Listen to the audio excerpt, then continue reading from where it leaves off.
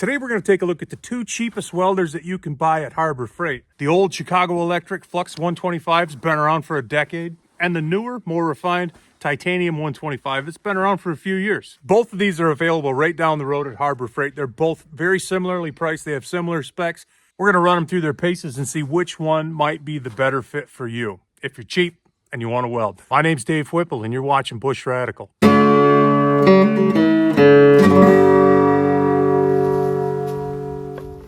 All right, let's take a look at these two boxes and see what's going on inside. Now, the Chicago Electric, this thing's heavy right off the bat. The green box, not so much. So if you're going to be packing these things around, that's something to consider. Most of the hardware is so comparably similar or just plain identical. These clamps look a little different from each other, but the quality is about the same. Now, if you look at the guns on these, you can tell that they are made in the same factory by the same folks. They do have a different part number on the handle, but don't let that fool you. One's got a knurled trigger, the other one's got a smooth trigger, but all these components, the moldings, the color of the plastic, I mean, it's the same thing. Now, we take the gas nozzle off, and we can see that the inside of the gun tip is the same. The texturing on the back of the handle's the same. Like I said, the only difference being one's got a smooth trigger and one's got some knurling on it. Now we look at the power cord on the Titanium, and we look at the power cord on the Chicago Electric, and they're very similar, but they're not identical. Well, why would that matter? Well, the only thing that would matter about that, the Titanium is a 14 gauge wire, where the Chicago Electric has a 16 gauge wire, which is a lighter wire. So the difference there is the black box has a lighter power cord. And back to the clamps for a second. The only real functional difference, the grips on the green box, they're more rubbery. The grips on the black box, they're a little more plastic for the ground clamp. Both ground clamps work, neither are great. If there is any functional difference, the one on the black box has a weaker spring by a little than the one on the green box. Now, if we look at the ground clamp wire, you can see this is the same size wire, same part number even. It's exactly identical. Now, let's take a look at some of the specs that might actually make a difference in your decision over which one you get. The green box has a 30% duty cycle, which means you can weld 3 minutes out of every 10 without overheating it. And it's 15 pounds. And the price right now is $119 on sale. The black box welder, on the other hand, only has a 20% duty cycle. That's 2 minutes out of every 10, and it weighs 38 freaking pounds. And you can tell it's 38 pounds. And the price on sale is $99.99. So you buy the black box, you save $20, but you're getting a machine that's 23 pounds heavier with limited features. Now, if we look at the guts underneath the hood, we have very similar guts. We have an adjustment for our tension on the drive wheel. Under that little triangle cap is the drive wheel that drives the wire. I'll show you more about that in a second. We have an adjustment for the tension on that wheel. Now, for our comparison, I'm going to use the exact same kind of wire in both machines. I have two spools of this. This is Lincoln Electric .035. Both of these welders install the same way. Put the wire on, then the cap, the spring, and the nut that holds the spring down and creates the tension. Now, there is a completely adjustable wire speed control, so you can get a lot of wire flowing or a little. And there's also an amperage control, so you can weld thicker material or thinner material. There's a cheat sheet underneath the hood. Very basic. Now, if we look at the black box welder, it has a lot of the same stuff. Completely adjustable wire feed speed. But the only adjustment for its amperage is high or low, minimum or maximum. So you either get a lot of juice or a little juice. And under the hood, you can see the guts are exactly the same, or so similar you can't tell the difference. Now, if you take that cap off, underneath you have this drive wheel. And the grooves in this drive wheel are knurled. One's a little bigger than the other. One groove is for 035 wire. That's the one we're going to use. The other one is for 030. You lock it on with a cap. There's an instruction sheet up underneath the hood that shows you the proper way to put on the spacer, the spring, and the nut for the tension. And of course, there's a guide for what settings to use for what metal you're welding. Like before, we're using Lincoln Electric .035 flux core wire. Loading both these machines is exactly the same. Keep your hand on the wire because it's very springy and it's going to want to fly apart like a slinky.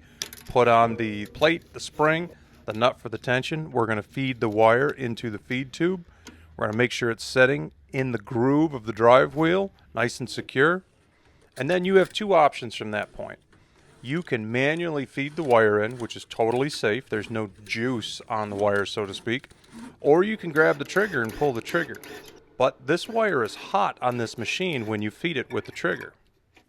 Get our tension set about correctly on the spool and our tension set about correctly on the drive wheel, and we're pretty much ready to go.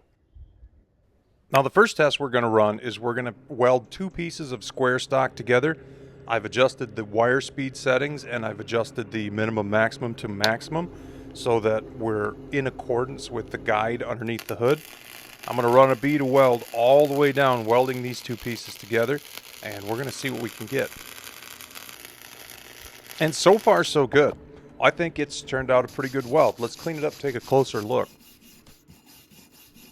And you can see it does a good job. It's really not that bad. I am a bad welder, but the machine, it did pretty good. Now I let this piece cool down for about an hour before I tried it with the green welder on the other side. That way it wasn't affected by it being hot from the first weld. Let's blast some welds on the other side and we're going to see what the green welder can do. I've used this welder quite a bit. I'm quite comfortable with it, and I've been happy with the results I've had. Let's take a look. Doesn't take a rocket surgeon to see that this is a nicer looking weld. Now, I can't state enough that I am not a professional welder, but the green box seems to make me look like I'm better than I am. Where the black box, I'm trying to do the best I can.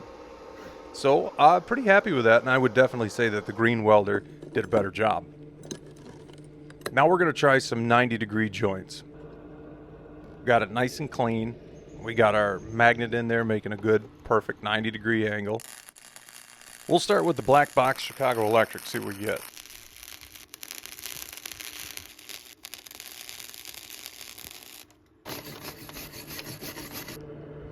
Well, that's a weld.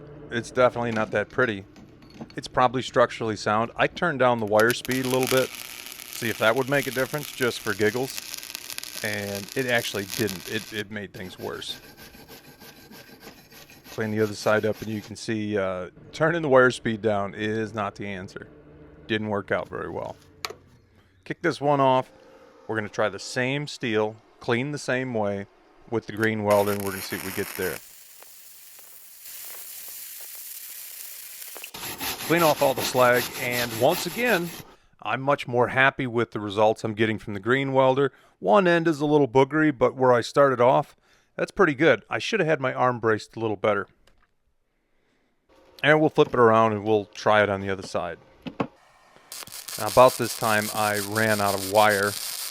I made it about half through that pass before my wire quit working. Looks like the spool was bare. Been running that spool for quite a while. But you can tell by the look of the weld itself that it turned out a pretty good weld. Really, that's about as good as I can do. So I'm going to load some fresh wire on there just to demonstrate one aspect of this machine that makes it better in my opinion. And that's the cold feed button. When you're first putting wire in, the cold feed button allows you to feed your wire through the gun without it being charged and ready to weld. So you don't have to worry about where your clamp's at or getting shocked. With the black welder, as soon as you pull the trigger, you have hot wire. There is no cold feed option. So you kind of need to be mindful of where your clamp is. We'll throw on a different tip and try some 030 wire. I started this weld with the Flux 125. I'm going to finish it up using 030 wire, not 035. We're going to try a little thinner wire. We're going to see if we can get a little better result.